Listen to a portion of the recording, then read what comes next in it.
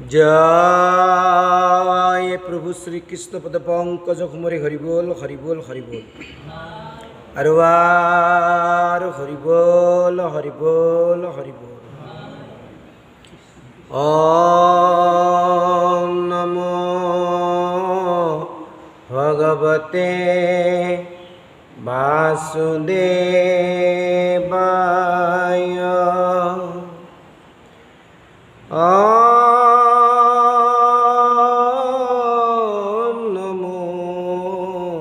भगवते वासुदेवाय। ओम नमो भगवते वासुदेवाय। जय जय कृष्ण कृपा मय महेश्वर जार आज्ञा घिरे बहे ब्रह्मा हरिहर मैचकुर मयादि अंक अवतार जार ईश्वर कृष्ण कर कौति नमस्कार। नमो नमो मधुमुर रिपु महाहरि अन्तजोयुत्तमयाति हवे जाकस्मय। समस्त जगत उद्धारक जार नाम हेनय कृष्ण कर सहस्र प्रणाम। हेनय कृष्ण कर सहस्र प्रणाम। आओ हरि आओ राम। बजाली गोविंद भवन गीता सत्ৰৰ আজি দেওবৰীয়া নৈমিত্তিক অনুষ্ঠান। সৌভাগ্যক্ৰমে আজি আমাৰ যি দেশ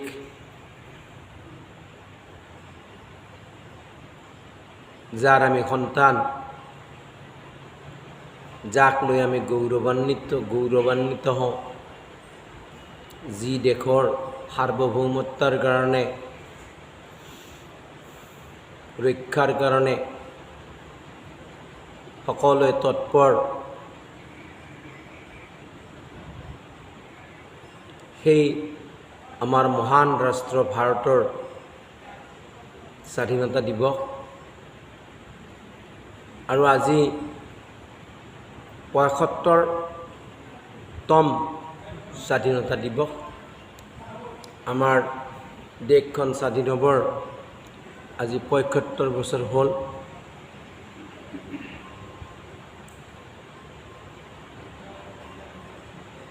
এই সুযোগতে আমি আমাৰ দেশ তথা এই ৰাষ্ট্ৰৰ প্ৰতিজন নাগৰিকৰ মংগলৰ অৰ্থে ভগৱানৰ শ্ৰীচৰণত আমি নিবেদন জনাইছোঁ, প্ৰাৰ্থনা কৰিছোঁ।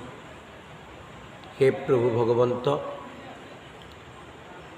আমাৰ এই ৰাষ্ট্ৰ, আমাৰ এই সংস্কৃতি, আমাৰ দেশৰ প্ৰতিজন নাগৰিকে যাতে সুস্বাস্থ্যৱান হৈ থাকে, তাৰ কাৰণে তোমাৰ শ্ৰীচৰণত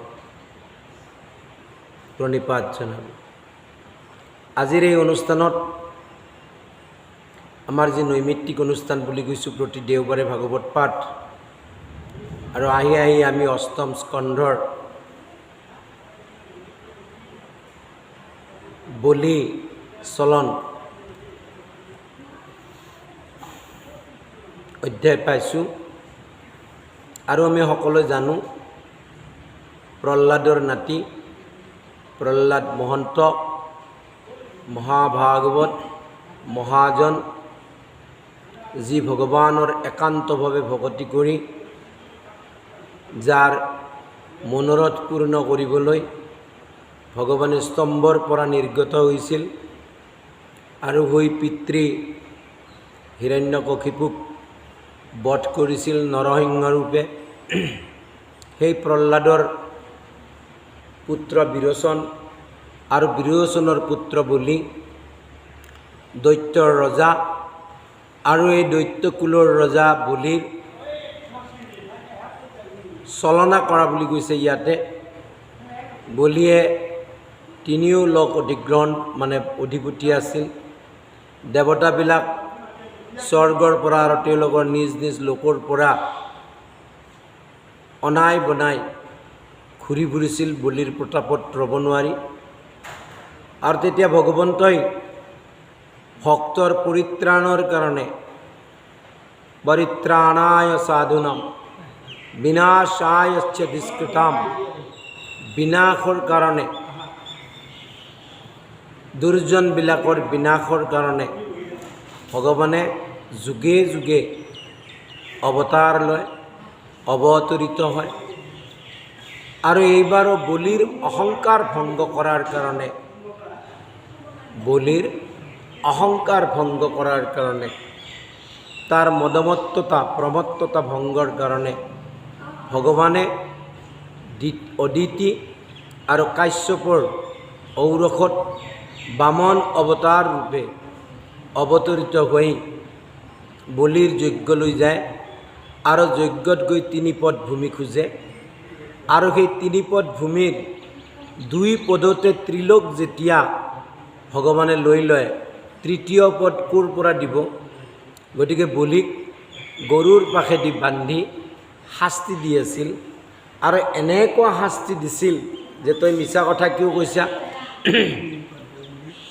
3 পদ দিম বুলি, এতিয়াতো 2 পদতে তোৰ সমস্ত লৈ ল'লোঁ, সৰ্ব ল'লোঁ, গতিকে বাকী পদ ক'ত দিবি? এই বুলি শাস্তি দি আছিল। আৰু তাকে দেখি বলিৰ যি পত্নী বৃন্দাবলী ভগৱানৰ চৰণত বহুতো স্তুতি মিনতি কৰিছে, যদিও কৰিছে কৃষ্ণ, তথাপিতো স্তুতি মিনতি কৰি বৃন্দাবতী পৃথিৱীত ঢলি পৰিছে। সমস্ত পাৰিষদ, সমস্ত দেৱতা সকলোৱে অত্যন্ত শোক প্ৰকাশ কৰিছে। আনকি প্ৰহ্লাদেও শোক প্ৰকাশ কৰিছে। প্ৰহ্লাদেও কৰিলে কি হ'ব? ভগৱান তুষ্ট হোৱা নাই। ইয়াতে হেন গলাৰৱ শুনিয়া মাধৱ নিৰন্ত কপট কদাপি দেখি প্ৰজাপতি, আনকি ব্ৰহ্মায়ো স্তুতি কৰিছে। ব্ৰহ্মায়ো স্তুতি কৰি প্ৰভু ভগৱন্তক বলিৰ প্ৰতি সদয় হোৱাৰ কাৰণে অনুৰোধ জনাইছে। আৰু তেওঁ কৈছে যে হে প্ৰভু, হে নাথ, তোমাৰ শ্ৰীচৰণত কোনোবাই দুবৰি দিও জল দি যদি শুদ্ধভাৱে ভজে তেনেহ'লে সিওজনে উত্তম গতি পায়। কিন্তু এই দৈত্যপতি বলিয়ে শুদ্ধমতি শুদ্ধভাৱে তোমাক ত্ৰিলোক দান কৰিলে, তথাপি তাৰ কি এনেকুৱা বিকাৰ নিকাৰ প্ৰাপ্তিৰ তাৰ ফল আছে, বন্ধন আছে। আৰু এয়া নিশ্চিতভাৱে অযুগুত যেন লাগে, অৰ্থাৎ ভগৱানৰ কাৰ্যত প্ৰশ্ন চিহ্ন তুলি দিছে। কোনে? ব্ৰহ্মাই বলিৰ অৱস্থা দেখি। আনকি বৈষ্ণৱ প্ৰহ্লাদেও বিষাদ কৰিছে, বলিক কিয় এনেকৈ শাস্তি দিয়া হৈছে। বৈষ্ণৱ প্ৰহ্লাদ তাহানো বিষাদ নাতিৰ দেখি বন্ধন নকৰিও হেলা দৈত্যেন্দ্ৰ কমেলা সবাৰো জোৰায় কমন। ভগৱানক স্তুতি কৰিছে। হে প্ৰভু, হুয়ুক প্ৰসন্ন প্ৰভু নাৰায়ণ, সম্বৰিয়াইত ক্ৰোধ, ধৰ্মেহে আচৰে নত বলি তোমাৰ কিছু বিৰোধ। হে প্ৰভু, বলি কেৱল ধৰ্ম আচৰণ কৰিছে, তোমাৰ কোনো প্ৰকাৰে বিৰোধ কৰা নাই। গতিকে কি কাৰণত তুমি বলিক ইমান শাস্তি দিছা? ক্ৰোধ সম্বৰণ কৰা, বলিৰ ওপৰত প্ৰসন্ন হোৱা। হে প্ৰভু নাৰায়ণ, শুক্ৰই বাধা দিলে শুক্ৰাচাৰ্যই, নিজ গুৰু শুক্ৰাচাৰ্যই, তথাপিতো তোমাক সমস্ত দি দিলে, সৰ্ব যি তাৰ আছিল। এনেকুৱা ভকতক প্ৰভু এনেকুৱা দুখ দিয়াটো উচিত নে? প্ৰশ্ন প্ৰহ্লাদৰ, যি প্ৰহ্লাদ ভগৱানৰ একান্ত ভকত। তাৰপিছত ব্ৰহ্মাৰ বচন শুনি হে নাৰায়ণে মনে গুণী, অল্প কৰি তুলিলন্ত হাখি, হেৰিলন্ত ক্ৰোধ দৃষ্টি কৰিয়ায় অমৃত বৃষ্টি, মুখচন্দ্ৰ বিম্বক প্ৰকাশী। ব্ৰহ্মাৰ বচন শুনি ভগৱানৰ হৃদয়ত দয়া উপজিল যেন। অলপমান ইখত হাঁহি মাৰি ক্ৰোধ সম্বৰণ কৰি অমৃত দৃষ্টিৰে চালে।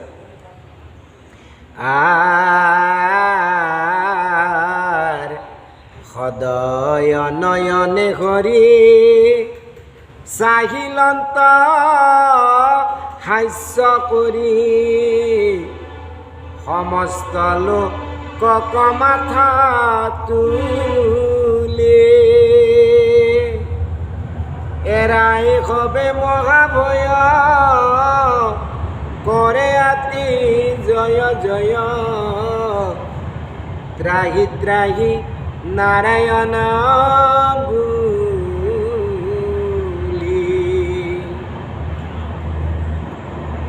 যেতিয়া প্ৰভু ভগৱন্তই সদয় হৈ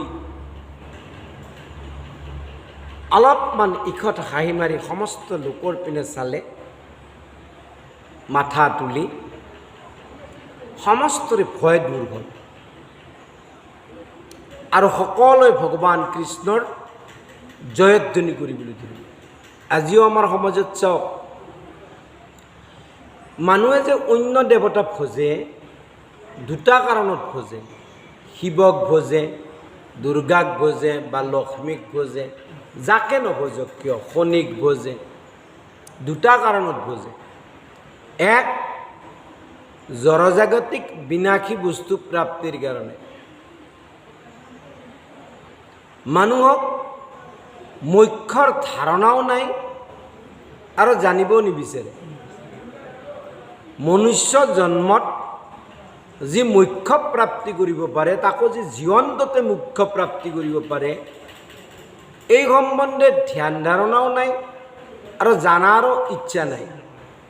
গতিকে মানুহে ইহলোকত তিনি প্ৰকাৰৰ পুৰুষাৰ্থ সাধনা কৰে: ধৰ্ম, অৰ্থ, কাম। কি বোলে ধৰ্ম নামানা নহয়, ধৰ্ম সকলোৱে মানে।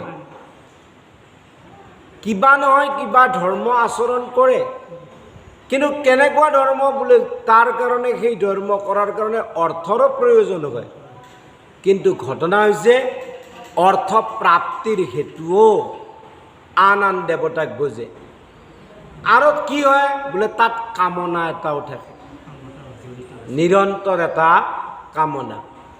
এতিয়া ভাগৱত সমন্বিতে গীতা, ভাগৱত, আন আন যিবিলাক শাস্ত্ৰ, এই শাস্ত্ৰবিলাকে কৈছে যে আন আন দেৱতাবিলাকক পুজি যি প্ৰাপ্তি হয় সেয়া কি বোলে বিনাশী আৰু ক্ষণস্থায়ী, কিন্তু ভগৱান কৃষ্ণ পদপংকজত ভজি যি প্ৰাপ্তি হয় সি স্থায়ী। 1 নম্বৰ। 2 নম্বৰ হৈছে কি, এই মায়াময় জগতখনত আমাৰ শৰীৰটো জন্মাৰ লগে লগে তাৰ লগত মৃত্যু উপজে। মৰাটো আমাৰ নিশ্চিতই, আজি নহয় কালি। আৰু আমি যিমানে টকা পইচা ধন সম্পদ নাপাওঁ কিয় তাৰ যে বিনাশ হ'ব, সি যি শেষ হ'ব এইটোও নিশ্চিত আমি জানো। আৰু 2 নম্বৰ কথা, এই সংসাৰত আমি কোনো ধৰণৰ প্ৰকৃত সুখ নাপাওঁ, পাৰ্মানেণ্ট সুখ নাপাওঁ, এইটোও নিশ্চিত। আমি নানা দেৱ দেৱীক ভজি মাত্ৰ কি পাওঁ, অলপ সময়ৰ কাৰণে সুখ পাওঁ, আৰু সেই সুখটোৱে অলপ পিছত দুখৰ কাৰণ হৈ উঠে আমি জানো। কিন্তু তথাপিতো আমি উটবিলাকে যেনেকৈ কাঁইট খায়, কাঁইট খোৱাৰ পিছত তাৰ ওঠ জিভা ৰক্তাক্ত হৈ যায়, কিন্তু তৎসত্ত্বেও আকৌ পিছদিনা সেই কাঁইট খাবলৈকে আহে। ঠিক তেনেকৈ আমিবোৰেও কুকুৰ এটাক যদি কোনোবাই টাঙন ধৰি খেদি দিয়ে তেনেহ'লে কেং কেং কেং কেং কৰি যাব, কিন্তু পিছপিনে চাই আছে মানুহটো যদি গুচে পুনৰ সেই ঠাইলৈ আহি বিষয় ভোগ কৰাত লাগি যায়। আমাৰ চৰিত্ৰবিলাকো এনেকুৱা, ঠিক কুকুৰৰ চৰিত্ৰৰ নিচিনা, ঠিক উটৰ চৰিত্ৰৰ নিচিনা আমাক। আনকি আমাৰ চৰিত্ৰ গাহৰিৰ নিচিনা। গাহৰি এটাক যদি আমি সুন্দৰকৈ চাবোনেদি গা পা ধুৱাই তাক যদি ভাল খাদ্য খুৱাওঁ সি খাব, খাই উঠি কিন্তু পুনৰ সি বিষ্ঠামূত্ৰকলৈকে দৌৰ দিয়ে। গতিকে আমাৰো কি, আজি আমি ইয়াতে সত্ৰত সুন্দৰকৈ হৰি কীৰ্তন কৰি আছোঁ, হৰি কথা শুনি আছোঁ, কিন্তু ইয়াৰ পৰা উঠাৰ পাছতে আমাৰ ইন্দ্ৰিয় বৃত্তি অনুযায়ী আমাৰ মন ইন্দ্ৰিয় পুনৰ সেই বিষয়কলৈকে যায়। পৰিণামস্বৰূপে আমি কি পাওঁ বোলে, আমি নিৰন্তৰ সুখ দুখ, সুখ দুখ, পাৰ্মানেণ্ট সুখ যিটো, প্ৰকৃত সুখ যিটো, সেই সুখৰ পৰা আমি বঞ্চিত হৈ আছোঁ, সেই সুখৰ পৰা বঞ্চিত হৈ আছোঁ। ভগৱান কৃষ্ণ কোনোবাই যদি কিবা সৈত হয়, আমাৰ যে সৈত বুলি কয়, আৰু যদি পৰিণামটো তাৰ মনৰ অভিৰুচি অনুযায়ী যদি ফল নাপালে তেতিয়া কৃষ্ণক ভয় নকৰে, একো নিদিয়ে। কিন্তু আন দেৱতাক ভয় কৰে। আন দেৱতাক যদি সৈত হয় যে মই অমুকটো দিম প্ৰভু, ফল প্ৰাপ্তি কৰক নকৰক কিন্তু ভয়তে দিয়ে। আজি আমাৰ সমাজত 99% মানুহে দেৱতা পূজা কৰে একমাত্ৰ এই 2টা কাৰণত। 1, ভাবে যে কিবা পাব, 2, ভয়ত। ভয়ত। কিন্তু ভগৱান কৃষ্ণ কি বোলে, অভয় চৰণ। তেওঁৰ চৰণত যিয়ে আশ্ৰয় লয় সেইজনে কেতিয়াও কোনো কাৰণতে ভয়ান্বিত নহয়, ভয়গ্ৰস্ত নহয়, ভীতিগ্ৰস্ত নহয়। ভগৱান কৃষ্ণই যেতিয়াই সদয় নয়নে মাথাটো তুলি চাইছে, সকলোৰে যি মহাভয় আছিল ইমান সময়, সেই মহাভয় দূৰ হৈ সকলোৱে ত্ৰাহি ত্ৰাহি নাৰায়ণ বুলি জয়ধ্বনি কৰিব ল'লে। মাধৱৰ জয় ঘোষী দশ দিশে কৰে সুখী, নানাবিধ দেৱ বাদ্য বাই, সেই বেলা দামোদৰে দৈত্যেন্দ্ৰক দয়া তৰে, সংকেতিলা গৰুৰ কচাই। মাধৱৰ জয় ঘোষণা কৰি নানা দশো দিশে নানা বাদ্য বজাই যেতিয়া এনেকৈ জয়ধ্বনি দি আছে, ঠিক সেই সময়তে ভগৱানে দৈত্যেন্দ্ৰক দয়া কৰাৰ কাৰণে গৰুৰক সংকেত দিলে। আৰু দিয়াৰ লগে লগে কি, আৰ স্বামীৰ বুজিয়া কাজ তাবক্ষণে পক্ষীৰাজ, যত যত চিন্দিলন্ত পাখ গুচাইলা সমস্তে বন্ধ হাত ভৰি কতি কন্দ হইলা হবে শৰীৰ দাস। আৰু গৰুৰেও ভগৱানৰ দৃষ্টি ইংগিত বুজি যি নাক পাখেদি বান্ধি থৈ দিছিল তাক গৰুৰে চব খুলি দিলে, মানে ছেট কৰি দিলে। আৰু পৰিণামস্বৰূপে বলি ৰজাৰ যি শৰীৰ বন্ধনমুক্ত হ'ল। আৰু বন্ধনমুক্ত হোৱাৰ লগে লগে আৰু মুক্ত হইল দৈত্য ৰাজা, শুভ শুভ কৰে প্ৰজা, পাৰে দশ দিশত জকাৰে, হাসে সবে খলখলি আজি উপজিল বুলি, আবেদিন পুহাই লয় আমাৰ। কি কথা কৈছে, দুটা বৰ ডাঙৰ কথা কৈছে। দৈত্যৰাজ বলি মুক্ত হোৱাৰ লগে লগে প্ৰজাবিলাকে শুভ শুভ বুলি কৈছে। আৰু দুটা ডাঙৰ কথা কৈছে। কি কৈছে? কৈছে যে সিহঁতে হাঁহি হাঁহি কৈছে আজি উপজিল বুলি। বলি যেন আজিহে জন্ম হ'ল, তেনেহ'লে ইমান দিন বোলে যিয়ে কৃষ্ণ পদপংকজত যাবে শৰণাপন্ন একান্ত নহয়, তেতিয়ালৈকে সেইজন স্বভাৱতে মৃত। যিয়ে শৰীৰটোকে মই মই কৰি শৰীৰৰ ইন্দ্ৰিয়ৰ তৃষ্ণা পূৰণাৰ্থে নিৰন্তৰ লাগি আছে, সেইজন স্বভাৱতে মৃত। সি জীয়াই থকা আৰু নাথাকা একে কথা, সি মৰা হয়। কিন্তু যেতিয়া কৃষ্ণ পদপংকজত একান্ত শৰণ ল'লে, সেই মুহূৰ্ততে সেইজনৰ জন্ম হয়। সেইজনৰ জন্ম কেতিয়া হয়? বোলে তেতিয়া হয় যেতিয়া প্ৰভু ভগৱন্তৰ শ্ৰীচৰণত শৰণাপন্ন হয়, এক শৰণ হয়, আৰু অন্য একো নাই। আৰু এটা কথা কৈছে, বোলে যেতিয়া বলিৰ জন্ম হ'ল, দৈত্যৰ প্ৰজাবিলাকে কৈছে আমাৰ দিন পোৱাল, তাৰমানে ইমান সময় আমি অন্ধকাৰত আছিলোঁ, এতিয়াহে সূৰ্য উদয় হ'ল, পোহৰ হ'ল। তাৰমানে ইমান সময়, ইমান বছৰে আমি ক'ত আছিলোঁ? অন্ধকাৰত আছিলোঁ।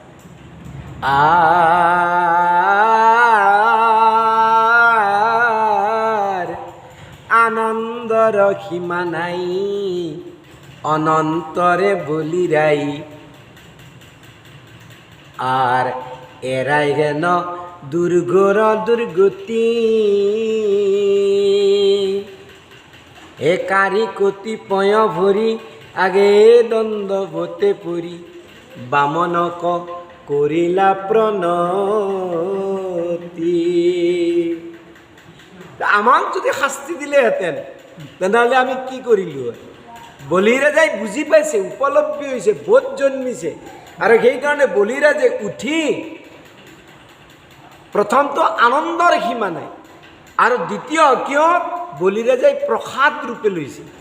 পৰীক্ষিতক শৃংগীমুনি অভিশাপ দিছে, 7 দিনৰ ভিতৰত তোমাক তক্ষকে দংশন কৰিব, তাক প্ৰসাদ বুলি কৈছে। বলিৰাজাক নাক পাখেদি বান্ধি, গৰুৰ পাখেদি বান্ধি থৈ দিছে, এইটো কি? বোলে প্ৰসাদ। কিয়? বোলে ভগৱানৰ যদি কৃপা প্ৰাপ্তি নহয় তেনেহ'লে এই সংসাৰ বন্ধনৰ পৰা কোনেও মুক্ত হ'ব নোৱাৰে। ভগৱানৰ যি মায়া, এই মায়াৰ পৰা মাত্ৰ মায়াই কাক অধীন কৰিব নোৱাৰে? বোলে মায়াধীশক। তাত বাদে বোলে ব্ৰহ্মা মহেশ্বৰ আদি কৰি সমস্তই মায়াৰ অধীন, আৰু এই মায়াৰ পৰা কাৰো নিস্তাৰ নাই। ভগৱানৰে শক্তি, আমি ভগৱানৰ পুত্ৰ। আমি কি? ভগৱানৰ পুত্ৰ আমি। কিন্তু ভগৱানৰ পুত্ৰ আৰু মায়া ভগৱানৰ শক্তি, তৎসত্ত্বেও ভগৱানৰ শক্তিৰ জৰিয়তে আমিও শক্তি। কাৰণ ভগৱানৰ দুটা শক্তি, এটা জীৱ শক্তি এটা মায়া শক্তি আৰু তেওঁ শক্তিমন্ত।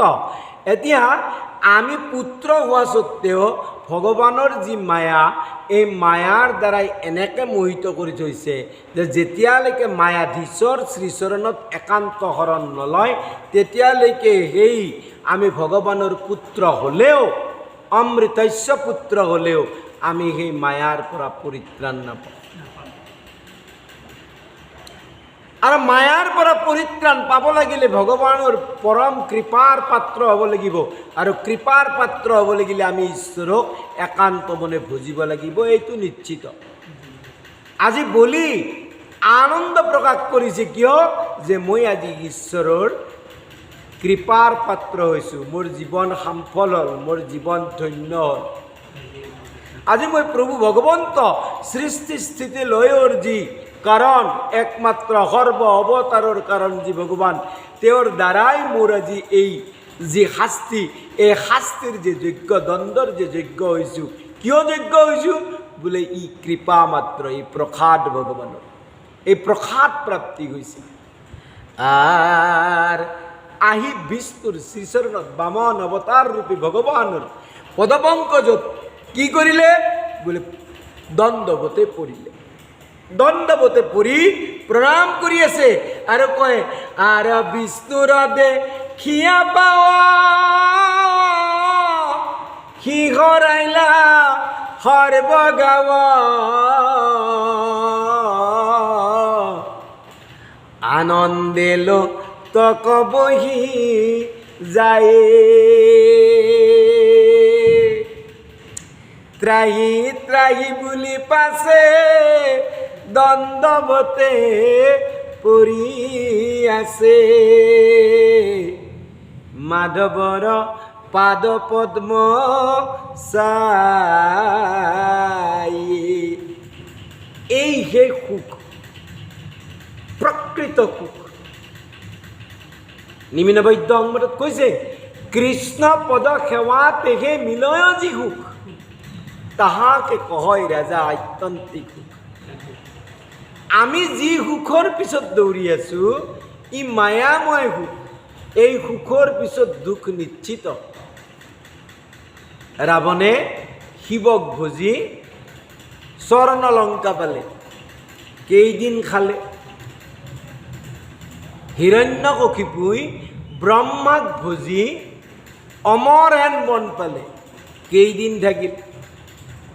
বিকাহুৰে শিৱক ভজি যাৰ মূৰত হাতখন থব তাৰ মূৰ ছিঙি যাব বৰ পালে, কেইদিন থাকিল। সমস্ত বিনাশী। এতিয়া চিন্তা কৰক, প্ৰভু ৰামচন্দ্ৰই বিভীষণক লংকাৰ অধিপতি পাতিল, কিমান কাল থাকিল। প্ৰভু নৰসিংহ ৰূপে ভগৱানে প্ৰহ্লাদক ক'লে বোলে এক মন্বন্তৰ কিমান যুগ, কত হাজাৰ হাজাৰ যুগ, এক মন্বন্তৰ হুয়া থকা দৈত্যৰ ঈশ্বৰ। সৈক্য ভুঞ্জি পুণ্য কৰা ক্ষয়। তোমাৰ ভোগ আছে, ভোগখিনি তুমি ভোগ কৰা, কৰি তুমি পুণ্যটো ক্ষয় কৰা। কিয় বোলে পাপ আৰু পুণ্য দুটাই বজে। তুমি যেনেকৈ পাপ ভোগ কৰিব লাগিব, পুণ্য সেই পাপৰ দৰে, পাপৰ কাৰণে নৰকত ভোগে আৰু পুণ্যৰ কাৰণে স্বৰ্গত ভোগে। আৰু গীতাৰ শ্লোক, চিনে পুণ্যে মৰ্তলোকে বিচন্তি। যদি পুণ্য ক্ষয় হয় পুনঃ পুনঃ ইয়াত পতিত হ'ব লগা হয়। ভাগৱতত দিছে কি বোলে যেতিয়া পুণ্য ক্ষয় হয় তেনেহ'লে সেইজনৰ বিমানখন কঁপি উঠে, আৰু কঁপি উঠাৰ পাছত যদি সেই জীৱটো তাৰ পৰা স্খলিত নহয় তেনেহ'লে অপেশ্বৰাবিলাকে, দেৱতাবিলাকে তাক ধাক্কা মাৰি তাৰ পৰা পেলাই দিয়ে। ভাগৱত ৩য় স্কন্ধটো আছে। গতিকে পুণ্য সেই একে বজা। কিন্তু ভগৱান কৃষ্ণই গীতাত কৈছে, কি কৈছে, সৰ্ব পাপেভ্যো মোক্ষয়িষ্যামি মা শুচি। তাত অকল পাপ শব্দটোই, মাত্ৰ পাপক বুজোৱা নাই, তাত পাপ আৰু পুণ্য দুয়োটাকে বুজাইছে। তোমাৰ সমস্ত বোজা মোৰ দায়িত্ব। পাপ পুণ্য সমস্ত মোৰ দায়িত্ব, সৰ্ব পাপেভ্য। কিন্তু কি কৰিব লাগিব বোলে সৰ্বধৰ্মান পৰিত্যাজ্য, সমস্ত ধৰ্ম তুমি পৰিহাৰা। মামেকম শৰণম ব্ৰজ, মাত্ৰ মামেকম, মোৰ মাত্ৰ শৰণত তুমি ভজনা কৰা, আৰু মই তোমাৰ সমস্ত পাপ পুণ্যৰ দায়িত্ব মোৰ। তাৰ পৰা মই কি কৰিম? মোক্ষে স্বামী মা সূচি, মোক্ষ প্ৰদান কৰিম। তুমি আহা অৰ্জুন, হে ভাৰত। ইয়াতে কৈছে বিষ্ণুৰ আগত বুলি কৰি পাছে কৃতাঞ্জলি, হুয়ে কপাখ হুয়া বখি ৰৈলা, বৃন্দাবলী এৰাই দুখ স্বামীৰ দেখিয়া মুখ, হৈ আনন্দতে কৃতকৃত ভৈলা। বলিয়ে প্ৰভুৰ শ্ৰীচৰণত কৃতাঞ্জলি কৰি পৰি আছে। আৰু পৰি থকাত বৃন্দাবনীয় পতিৰ মুখখন চাই বৰ আনন্দিত হৈছে। আর প্রহ্লাদর রঙ্গয়াতি মুকুত ভইলে কনাতি, ব্রহ্মারয়া নন্দয়া খরিখ, বিষ্ণুর সভার কাছে যত সিদ্ধ মুনি আছে, সবে ভইল পরম হরি। সমস্তজন বলি ভগৱানৰ দ্বন্দ্বৰ পৰা মুক্ত হোৱাৰ লগে লগে ব্ৰহ্মা, প্ৰহ্লাদ, সিদ্ধ মুনি সকলোৱে আনন্দ প্ৰাপ্তি কৰিছে। কিয়? সকলোৱে জানে যে বলি এই দ্বন্দ্বৰ কাৰণে যোগ্য নহয়, কিন্তু ভগৱানে যে পৰীক্ষা কৰি আছে সমস্ত জীৱক, সেইটোতো তেওঁলোকে নাজানে। ভগৱানৰ পৰীক্ষা নিৰন্তৰ চলি আছে, কোনজন তেওঁৰ কাৰণে যোগ্য, কোনজন নহয়। যেনেকৈ সোণা শিলত ঘঁহি ঘঁহি চোৱা হয় কোনটো সোণা শুদ্ধ পৰিশুদ্ধ, ঠিক তেনেকৈ জীৱবিলাকক ভগৱানে নিৰন্তৰ পৰীক্ষা কৰি আছে, নিৰন্তৰ জীৱক পৰীক্ষা কৰি আছে। আৰু সেই পৰীক্ষাৰ মাজেদি যিসকলে পাছ কৰে সেইসকলে প্ৰভুৰ কৃপাৰ পাত্ৰ হয়, আৰু যিসকলে পাছ নকৰে সেইসকলে পুনৰপি জননম পুনৰপি মৰণম পুনৰপি জননী যথাৰে শয়নম, পুনঃ পুনঃ জন্মি থাকে, মৰি থাকে, আৰু এই সংসাৰ সমুদ্ৰৰ পৰা পৰিত্ৰাণৰ তাৰ উপায় নাই। নানা জনী প্ৰাপ্ত হ'ব, নানা জনীত নানা যন্ত্ৰণা পাব, নানা দুখ পাব, আৰু সেইমতে সি চলি থাকিব। সেইকাৰণে শুনিয়ক সভাসদ মহাভাগৱত পদ, পুণ্য কথা বলিৰ মক্ষণ, সারা ভাষ বুক কাম ডাকি বোলা রাম রাম, হে যাবা যেবে বৈকুণ্ঠ ভুব। ইয়াত কি উপদেশ দিছে চাওক। সবাদক কৈছে, সবাদ মানে যি এটা সিদ্ধান্তত উপনীত, যাৰ মনত দ্বিমত নাই, সেয়ে সভাসদ, নহ'লে সভাসদ নহয়। সভাসদ মানে যি কেইজনৰ মাজত একমত, য'ত দ্বিমত নাই, সেই সভাসদক কৈছে যে মহাভাগৱত পদ কি? পুণ্য কথা বলি মক্ষণৰ। গতিকে কি কৰা বুলি ইয়াক শুনা, শ্ৰুয়তা, শুনা। ভাগৱততো আদিতে কৈছে বোলে কি? পিবতা, পান কৰা, পান কৰা, পিবতা 2 নম্বৰ শ্লোক। কেতিয়ালৈকে কি পান কৰিব লাগে বোলে? ভাগৱতম ৰসম, ভাগৱত ৰস। ভাগৱত কিতাপ নহয়, পুথি নহয়, ভাগৱত কি? ৰস। কিয় ৰস? বোলে ভাগৱত সাক্ষাৎ নাৰায়ণ।